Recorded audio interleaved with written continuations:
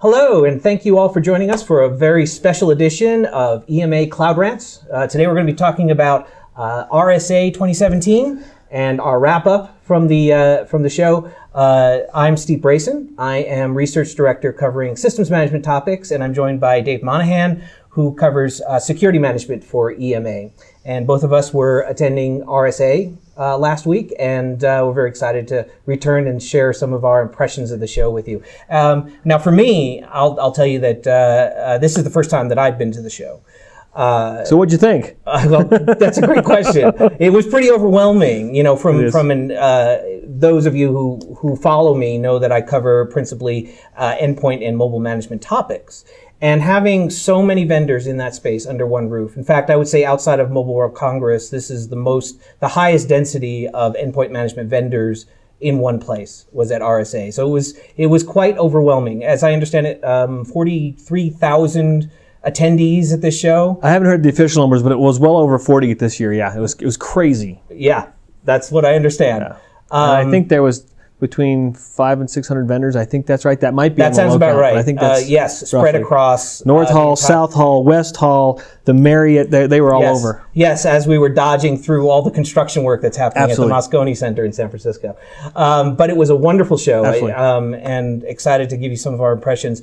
Now, as I said, this is the first time that I'd been there. How does it compare with previous years? Because you've been there 3 or 4 times? No. I've been going since it first started in the San Jose Center. You really know. Over 20 years ago. Now, I've probably attended about 15 of those particular shows, but I've definitely been with EMA the last 3 years. So it's been pretty crazy. Now, you know, the energy was really different this year.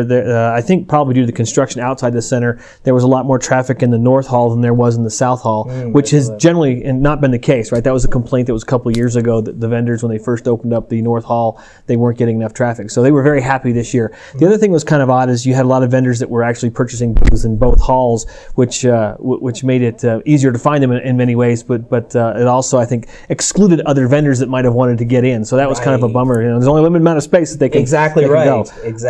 You know, the vendors were everybody I talked to was very happy with the crowd in general and the traffic overall. And from my perspective, in looking at the variety of vendors, there's still a great variety of vendors, a lot of different technology. There's more than you can really see in a day, if you will, in terms of content as well as vendors and everything else. And you know, you and I are all stacked up in the briefing rooms talking to folks as quickly as we can to try and get a scope on what's really going on out there in the world of technology. Yeah, very true. And I was really taken by the amount of energy that was out there from the vendors and from the attendees.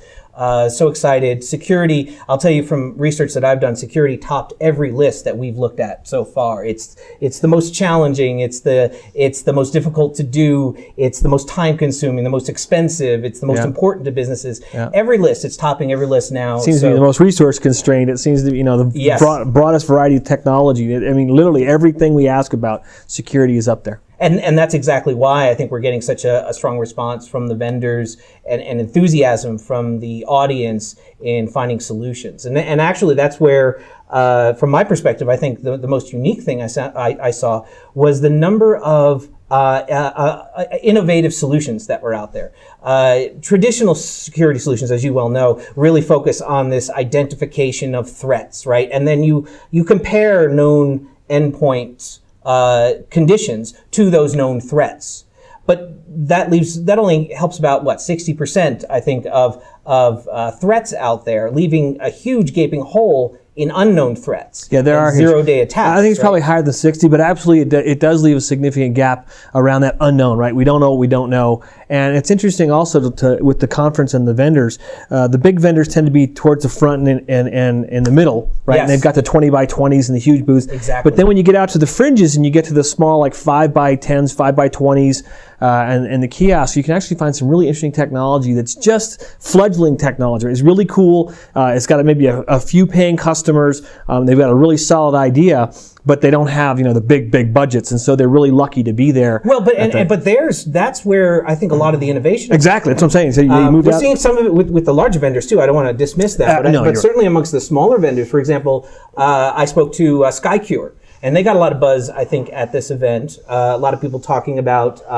their ability to crowdsource from endpoints, and then use that information to identify these unknown threats in a rapid manner, and then be able to protect against those both unknown and known threats. I think another vendor that I was very impressed by was Morphisec, which is, again, a very revolutionary technology. I don't know anybody who's doing this kind of thing. They're actually changing addresses in system memory to make it impossible for malicious entities to try and grab information actually from the system memory, and also to detect if an attack is being made on the memory. So it's actually, to look at it from a memory standpoint instead of a system standpoint, to me that's very revolutionary. It is. It's kind of turning it on its head in a totally different angle. Absolutely. Yeah, exactly. It's a different way of looking at things. The other one, IBM, big announcements from IBM Absolutely. About the use of Watson and cognitive computing and analytics, and how they're using those to do rapid identification of both these known and unknown threats. So again, I was just really, really taken by the level of innovation that's happening out there. This is a terrible time to be a hacker, I think, because I don't know how they're going to keep up with all this variety. We hope they can't keep up, right? That's the whole idea. That's the whole goal, isn't it? Let's see. For me, another vendor that I spent a great deal of time with, I was had the opportunity to talk in depth with finally, is Ivanti. Which is a new name for a very familiar set of platforms.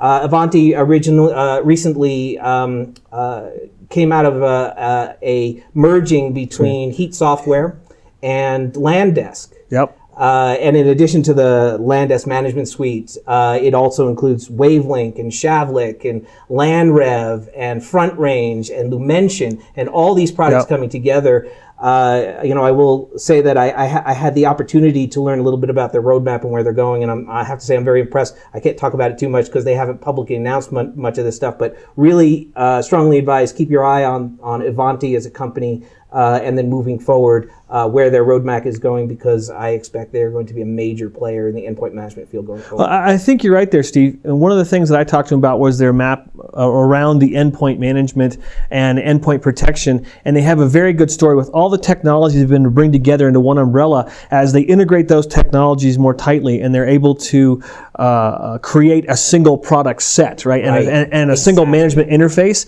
They have a really good shot at creating another major player in this space, as opposed to the smaller players that they've pulled together. The sum of the whole is great. Was it the sum is greater than the parts, or I can't remember what the exact analogy is, but it absolutely is in the case that putting them together. Exactly. Again, I have to bite my tongue here because I can't give away too much where it's all going. But for their existing customers, they're going to be very impressed, I think, with where this is all going. I think it was a good call on their parts to pull those technologies together. Indeed. So, and so many vendors to talk about. I think the one other that I'll call out, Hypori, who I talked to from the mobile management space.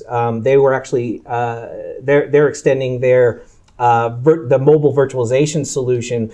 They've created unique solutions that create resource isolation for industry verticals. So for healthcare and for finance and other industry verticals, targeting those regulatory compliance requirements for those industries. It's very interesting stuff, getting very specific into the requirements, on the vertical rather than just a general solution for everybody. Yep. So who were some of the folks that you really were impressed by? Well, a couple of different categories. Let's talk about that. So the first one that I thought of was in the area of the threat intelligence platforms.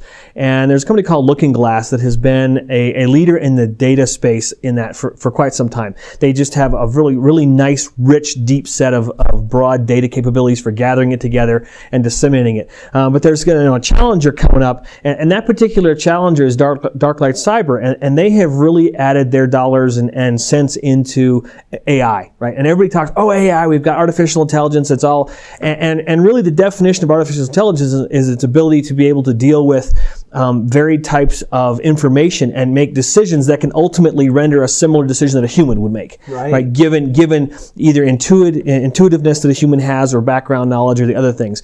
And cognitive is similar to that, right? Cognitive is a step that IBM has taken towards AI. Darklight Cyber has taken a different approach. So I think they're going to be a big challenger to Looking Glass and the other forerunners in that particular field based on that capability. Another area that I think is really up and coming this year is deception. deception.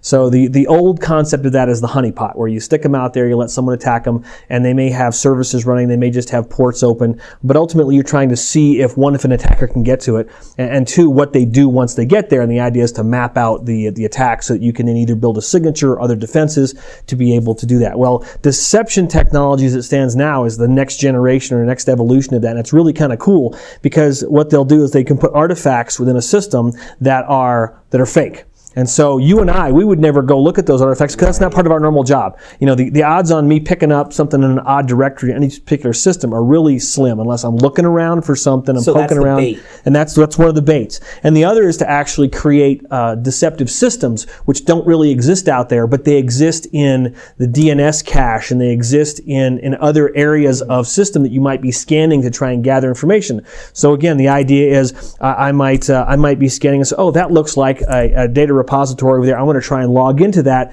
and then you trip a flag because that system doesn't really exist. Now, in the deception technology, they'll let you in, and then you can start poking around, and they're creating this virtual environment for you as you move through. And the idea is once you've signaled, they're trying to keep you busy so that the good guys can come in and check you out and find out what's going on while the bad guy is really getting false information. And then, if, for example, if I log out and come back in to the environment later, everything may have shifted around, so I have to start my reconnaissance all over again. And again, I have a higher probability of tripping that. And so I think deception is really cool. And there's a couple of vendors I talked to. Attivo and Acalvio are two vendors that were really cool in that area. And there's other vendors in the space, but they are two that I specifically talked to at the show that gave me some really good information.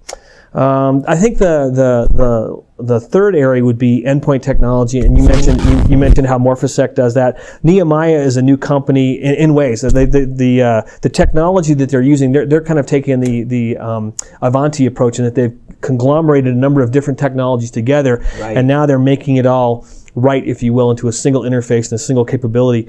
And they have a really interesting set of technologies within that endpoint protection space, as well as some of the other things they're bringing in. So they're creating a broader portfolio to compete with the if you will, the point solutions that are focused specifically on EDR or EPP, which are specific areas in endpoint. Very good, very good. You know, I think to sum it up, I think innovation is the world. I mean, we are seeing security is changing in a way that we haven't seen in decades, really. It's such a substantial change in the direction. RSA has come a long way from talking about virus protection and encryption, you know, as the core platforms. Now we're getting into some very exciting technological areas. I totally agree. So thank you again for joining us today for Cloud Rant. Please join us again for the next installment, and we'll see you out there. Bye-bye, everyone.